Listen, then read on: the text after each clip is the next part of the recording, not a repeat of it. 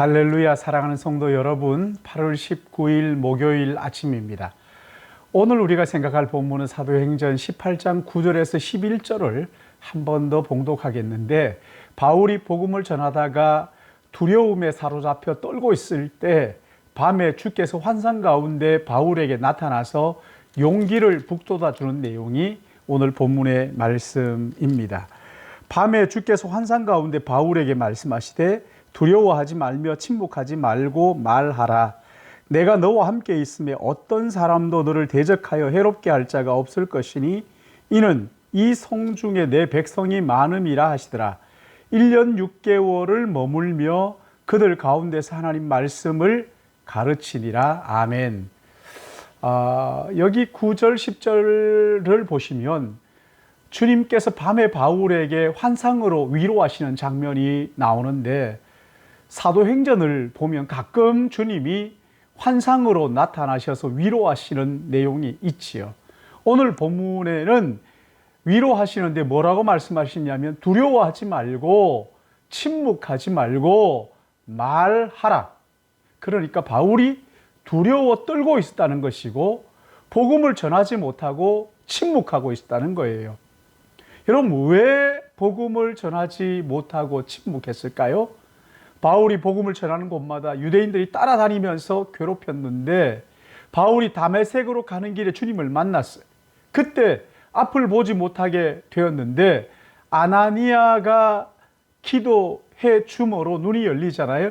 그때 그 아나니아에게 주님이 아나니아를 바울에게 보내시면서 그가 내 이름을 위하여 얼마나 고난을 받아야 할 것을 내가 그에게 보이리라.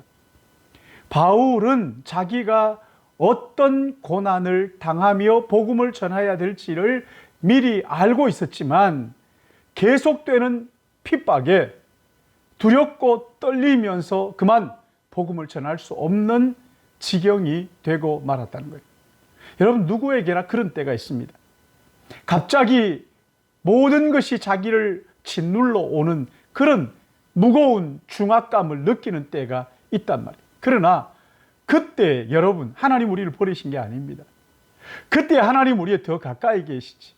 하나님, 내가 고난 가운데 있을 때 오히려 더 가까이 우리와 함께 하시는 것을 여러분 의심하지 마시고 믿으시길 바랍니다.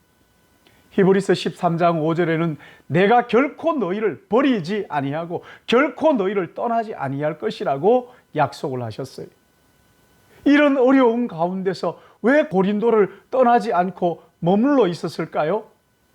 오늘 이게 본문에 보니까 내가 너와 함께 있음에 어떤 사람도 너를 대적하여 해롭게 할 자가 없을 것이니 이는 이 성중에 내 백성이 많음이니라. 여러분, 요나스를 보시면 하나님께서 요나 선지자를 니느웨로 보내시는데 그 보내시는 이유가 4장 11절에 나옵니다. 이 큰 성읍 니느웨에는 좌우를 분별하지 못하는 자가 12만 명이요 가축도 많이 있나니 내가 어찌 아끼지 아니하겠느냐. 여러분, 하나님은 지극히 작은 자 하나도 버리지 않으십니다. 그를 사랑하셔서 아들을 보내심으로 구원하시는 것을 기뻐하시는 분이에요. 요즘 우리가 코로나19로 많이 힘들어 하잖아요. 여러분, 하나님 지금 이 순간 우리가 힘들어하고 어려워하는 이 순간에도 우리와 함께 하시고, 아니 오히려 더 가까이 계시고 우리의 신음소리까지 귀를 기울이고 계시는 것을 믿으시기 바랍니다. 아무리 어렵고 힘들어도 여러분, 하나님 우리를 버리시는 것이 아니라 오히려 더 가까이 우리를 하나님의 사람으로 빚으시는 것을 믿으시기 바랍니다.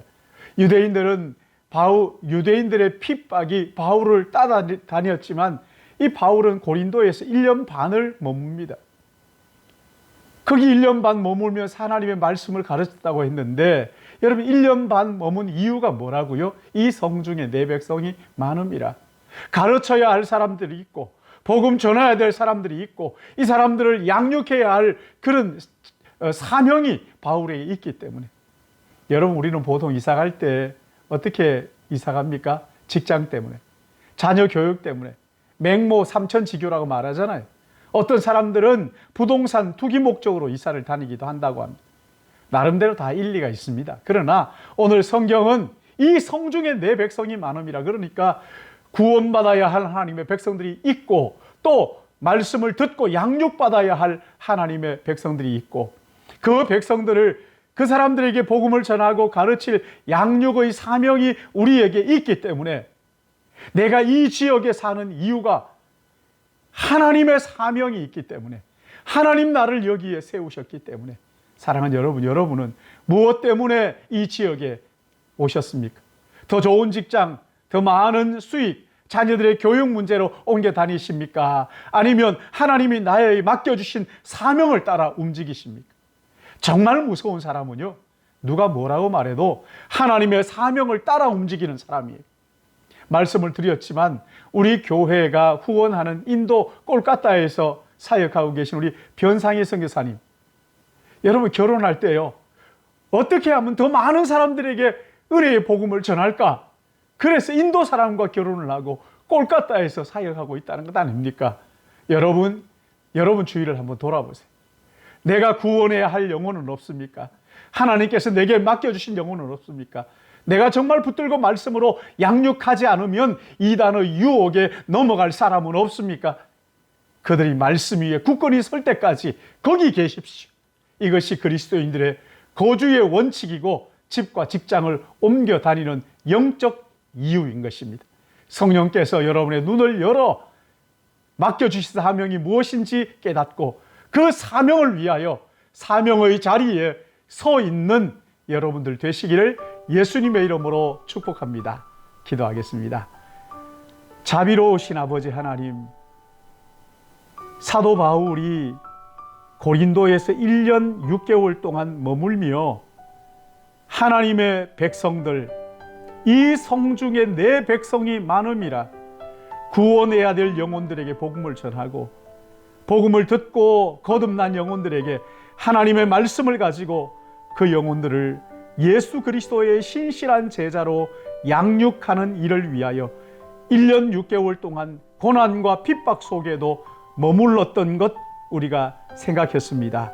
사랑하시는 주님, 우리가 이사를 다니고 움직이는 이것이 단지 나의 이익과 내 유익을 위한 것이 아니라 하나님의 영광을 위하여, 하나님께서 내게 맡겨주신 사명을 위하여, 주님, 내가 움직이고 싶지 않을 그때에도 하나님의 사명이라면, 하나님이 움직이라고 말씀하시면, 성령의 감동이 있으면 언제든지 움직이게 하여 주시옵시고, 아무리 움직여야 할 상황이 있어도 하나님이 아니라고 하면 그 자리를 머무는, 그야말로 이스라엘 백성들이 구름 기둥과 불 기둥을 따라 움직였던 것처럼 하나님의 뜻을 따라 움직이는 우리 믿음의 가족들 되게 하여 주셔서 오늘도 우리에게 맡겨주신 사명 신실하게 감당할 수 있도록 성령 충만을 허락하여 주시옵시고, 우리 각자가 각자를 위하여 기도하며 하나님의 몸된 교회를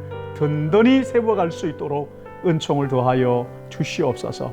아버지 하나님, 우리 믿음의 권속들 주께서 코로나19 가운데도 불꽃 같은 눈동자로 지켜보호하여 주시옵시고, 악한 권세가 만지지도 못하고 틈타지 못하도록 인도해 주실 것을 믿사오며 거룩하신 구세주 예수님의 이름으로 기도드리옵나이다.